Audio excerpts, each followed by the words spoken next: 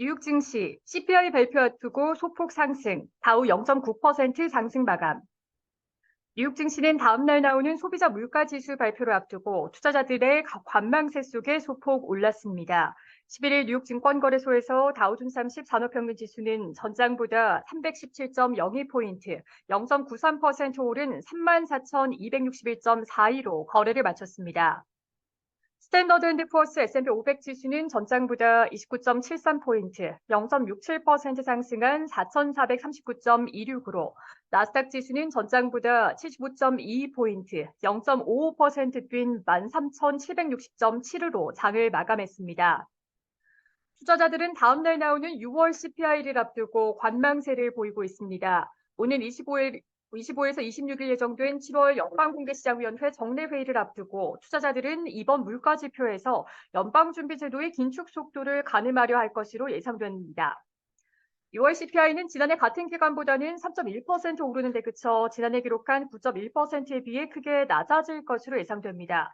그러나 근원 인플레이션이 5%로 높은 수준을 유지할 것으로 예상돼 추가 긴축 우려를 완화하지는 못할 전망입니다. 시장은 연준이 이번 7월 회의에서 기준금리를 0.25%포인트 인상할 것으로 예상하고 있습니다. 그러나 이후 회의에서는 연말까지 연준이 금리를 한 차례 더 인상할 가능성을 30% 수준으로 보고 있습니다. CPI 발표를 앞두고 10년물 국채 금리가 다시 4% 아래로 떨어지고 달러화는 약세를 보이고 있습니다. 이는 이번 CPI가 예상보다 더 낮게 나올 수 있다는 기대감이 반영되고 있는 것으로 풀이됩니다.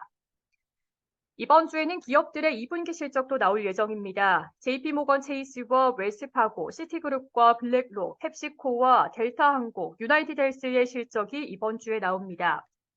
최근 발표되는 지표에서 소비와 고용이 여전히 강한 모습을 유지하고 있어 경기에 대한 우려는 크게 줄어들었습니다. 그러나 2분기에 기업들의 순이익은 지난해 같은 기간보다 7% 이상 줄어들 것으로 예상됩니다.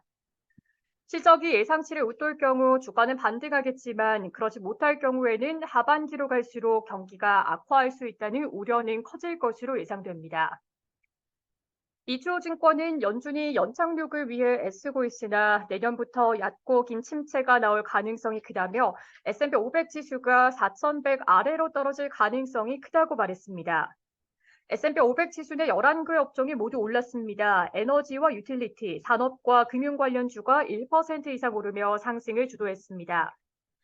아마존의 주가는 이날 아마존의 연례 최대 할인 행사인 프라임데이가 시작된 가운데 1% 이상 올랐습니다.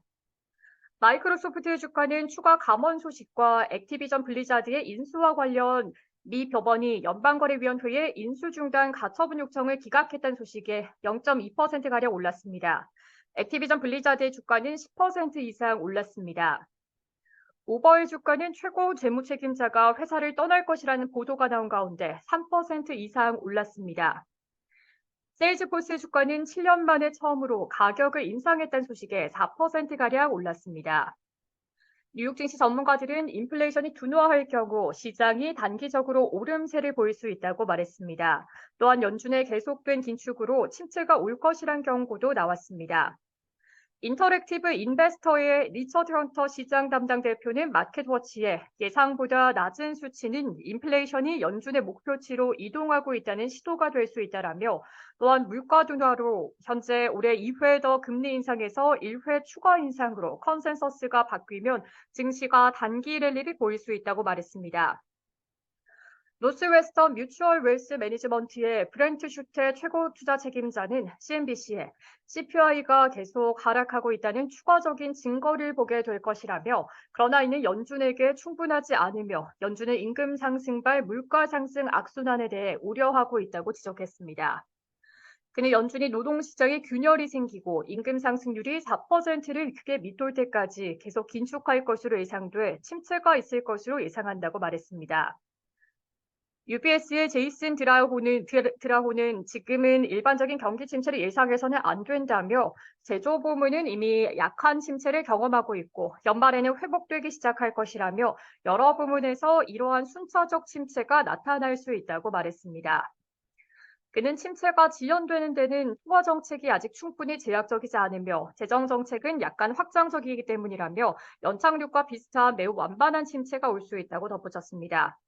한편 시카고 옵션 거래소 변동성 지수는 전장보다 0.23포인트, 1.53% 하락한 14.84를 기록했습니다.